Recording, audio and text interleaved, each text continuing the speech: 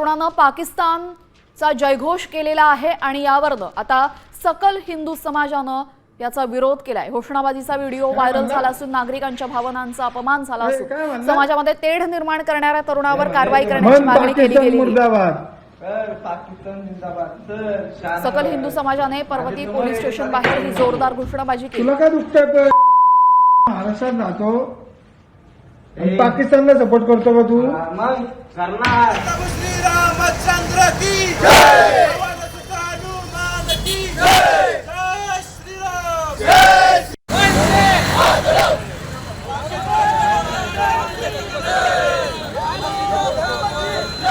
काय म्हणला?